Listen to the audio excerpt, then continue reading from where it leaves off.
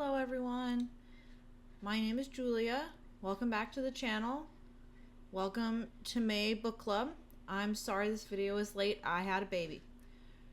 So, without further ado, let's talk about the book for May. The book for May was The Marxification of Education, Paulo Freire's Critical Marxism and the Theft of Education by James Lindsay. Okay, so who is James Lindsay? James Lindsay is a very interesting figure. He is best known for something called the Grievance Studies Affair, which happened in the mid-2010s, where him and a couple other people wrote and tried to get published in academic journals a bunch of hoax papers to see if they could pass through what is supposed to be a rigorous peer review process, and a lot of them did get through and get published. And this was a way for them to kind of expose how both ideologically captured and corrupt a lot of these fields have become. And he has a YouTube channel called New Discourses, and I've linked that and his website in the description. He dives very deeply into the history of a lot of the ideological capture in these fields. He will read papers that are published in these academic journals as essentially primary source documents, so you can see kind of for yourself what kind of things are getting published. And then, so the Marxification of Education is a deep historical dive into a lot of the roots, and the roots stem back to this particular person, Paulo Freire, and his influence over education at all levels. And this book compares to books that I have read in the past and books that we have read for book club, and that this book is very academic. It's sometimes difficult to read at times. And I would say if you're someone I say that and you feel immediately deterred, he's got a lot of great podcast content about this subject. I've linked in the description. He's got a 4-part workshop series that's all about this. That might be easier for you because you can just like turn it on in the car. But also, if you want to try, don't be discouraged. You know, if you want to try and read it, it's good to sit, read a passage, read it again, think about it, sit with it. You know, reading isn't a race.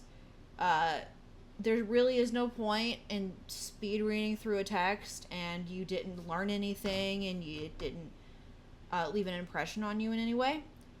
And that reading texts that are more dense and academic and is a skill, you know, so like a muscle, it takes practice. All right. Let's move on to the next slide. What section, fact, piece, etc. of the work do you feel you'll be most likely to remember a year from now? I remembered this part of the book, or from things that he talked about on the YouTube channel before I read it again. Paulo Freire is recognized as the third most cited scholarly author in all of the humanities and social sciences by authoritative metrics. Third most cited. Not just in the field of education, all of the humanities and social sciences. And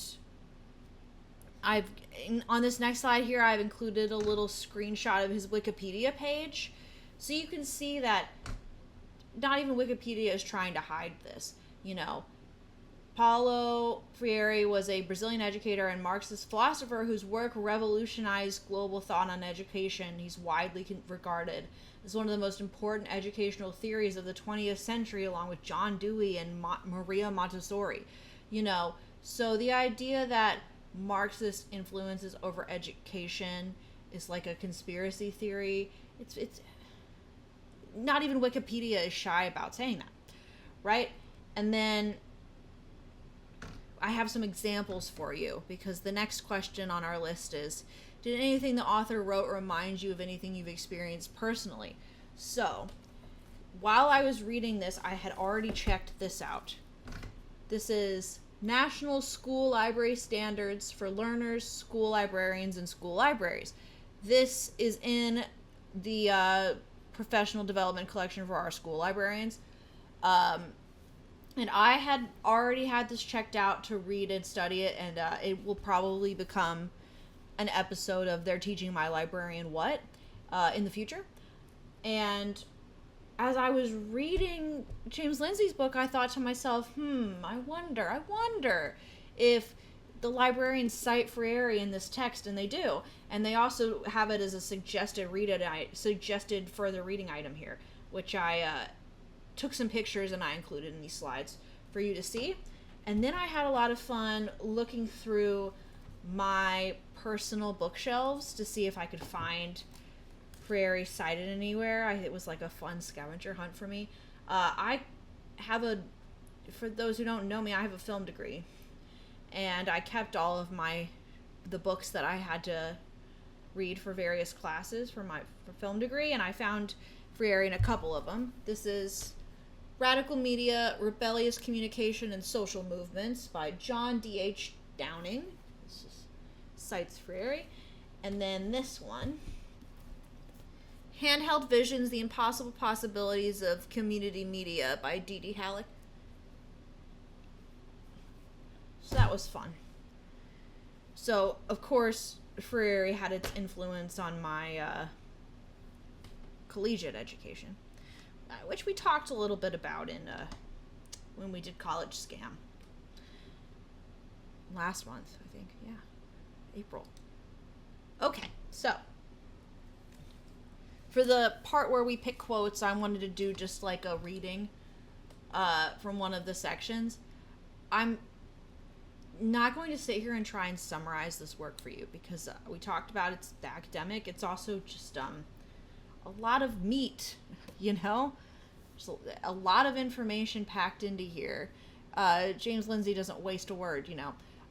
So I would highly encourage you, check out his YouTube channel, you know, and he's got a series called New Discourses Bullets, where it's like a shorter 15-minute, 10-minute video where he briefly talks about a Marxist concept and how it rears its head in our society, for people who maybe don't want to dive into a whole podcast, you know? But being educated about this stuff and how these ideas are affecting our children is important. All right, so without further ado, we're going to do a reading from chapter 5. We're starting on page 81, and I'm not going to read the whole pages. I'll tell you when I'm going to jump around. Here we go. Chapter 5. Conscientization. Conscientization. That's a word and a half, huh?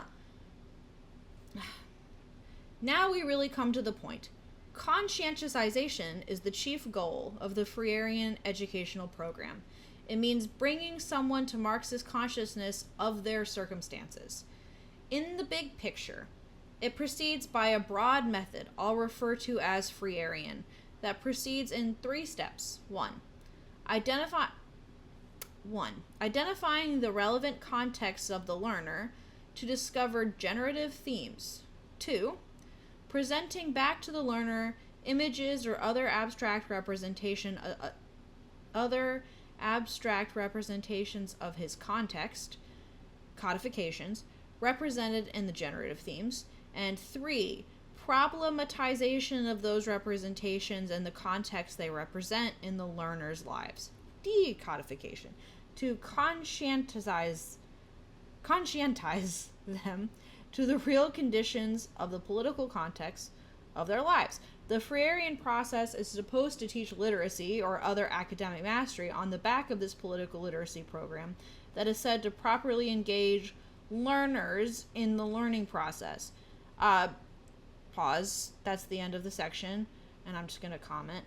Throughout the work, he does a really great job of explaining that the primary goal of the Freirean pedagogical process is to awaken the Marxist critical consciousness of the learner, and things that we think of as being the goal of education, like learning how to read and write and do math, are kind of secondary.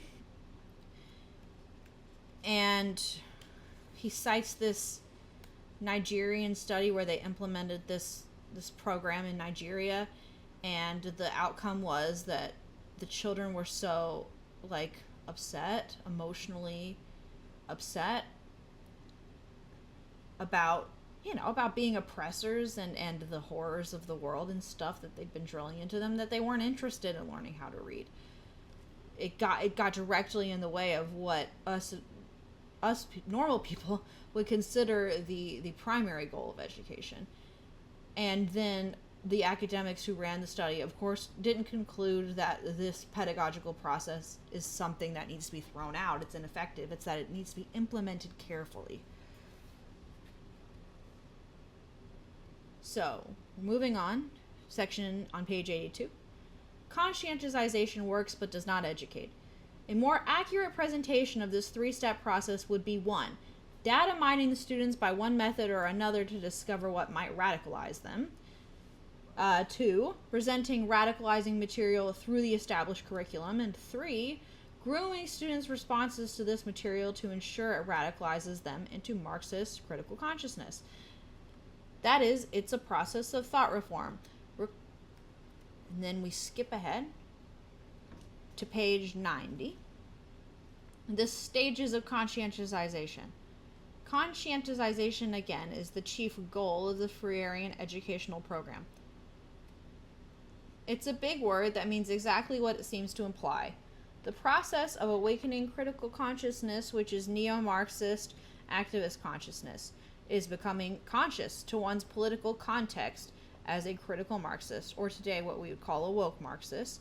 It is learning to recognize the conditions of your life from the oppressed standpoint, as well as your role in perpetuating them and potential for overthrowing them. Yeah, it's not enough to just have a critical consciousness. It's using said critical consciousness to do Marxist political activism and enact change. Marxist thinkers, neo or otherwise, especially since the 1920s, have been primarily concerned with the process of becoming consciousness to the realities of society and the need to create systematic change. Marx, they realized, had been wrong. Consciousness won't spontaneously arise from the preaching of the communist gospel and intolerable working conditions. Worse, when push comes to shove, say in the eruption of a world war, workers of the world stop uniting and hole up in their national identities.